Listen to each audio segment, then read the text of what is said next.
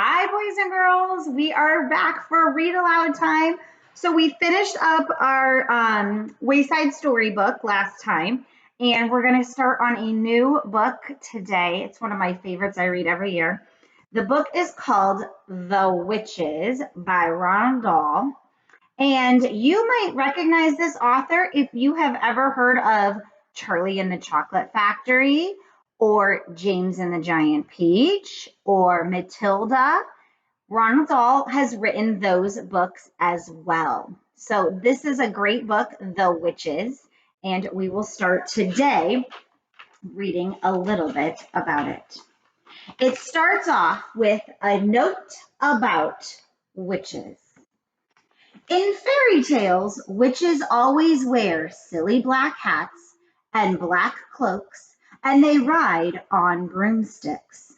But this is not a fairy tale. This is about real witches. The most important thing you should know about real witches is this. Listen very carefully. Never forget what is coming next. Real witches dress in ordinary clothes and look very much like ordinary women. They live in ordinary houses and they do ordinary jobs. That is why they are so hard to catch. A real witch hates children with a red hot sizzling hatred that is more sizzling and red hot than any hatred you could possibly imagine. A real witch spends all her time plotting to get rid of the children in her particular territory. Her passion is to do away with them one by one. It is all she thinks about the whole day long. Even if she's working as a cashier in a supermarket, or typing letters for a businessman, or driving around in a fancy car, and she could be doing any of those. Her mind is always plotting and scheming and churning and burning and whizzing and fizzing with murderous, bloodthirsty thoughts.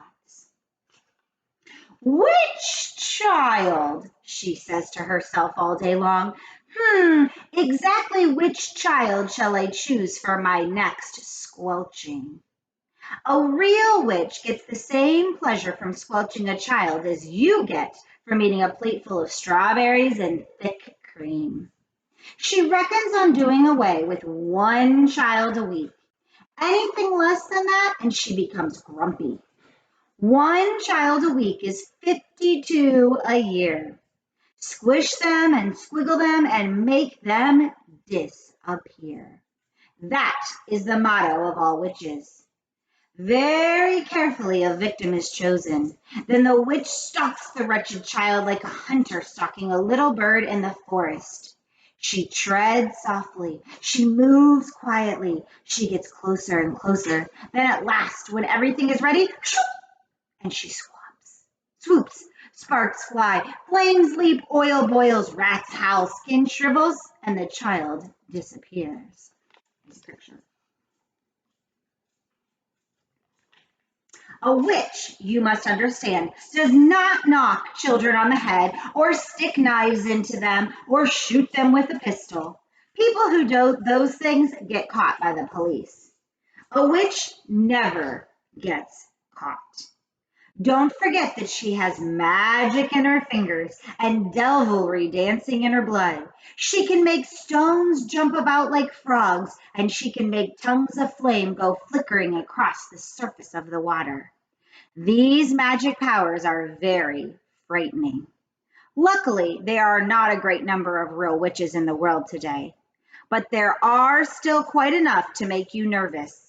In England, there are probably about 100 of them all together. Some countries have more, others not quite so many. No country in the world is completely free from witches. A witch is always a woman. I do not wish to speak badly about women. Most women are lovely. But the fact remains that all witches are women. There is no such thing as a male witch. On the other hand, a ghoul is a male. So indeed is a Barghest. Both are dangerous, but neither of them is half as dangerous as a real witch. As far as children are concerned, a real witch is easily the most dangerous of all the living creatures on earth. What makes her doubly dangerous is the fact that she doesn't look dangerous. Even when you know all the secrets, and you will hear about those shortly, you can still never be quite sure whether it is a witch you are looking at or just a nice, kind lady. If a tiger were able to make himself look like a large dog with a waggy tail, you'd probably go up and pat him on the head, and that'd be the end of you. It is the same with witches. They all look like nice ladies. Look at the picture on the opposite page. Here it is. Two nice ladies. Which lady is the witch? That is a difficult question, but it is one that every child must try to answer. For all you know, a witch might be living next door to you right now. Or she might be the woman with the bright eyes who sat opposite you on the bus this morning.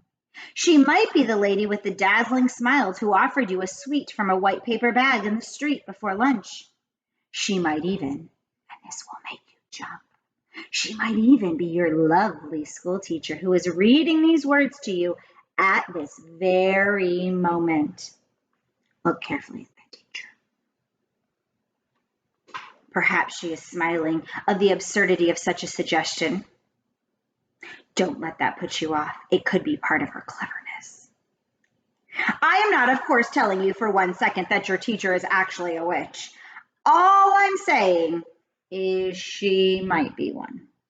It is most unlikely, but, and here comes the big but, it is not impossible. Oh, if only there were a way of telling for sure whether a woman was a witch or not, then we could round them all up and put them in the meat grinder. Unhappily, there is no such way.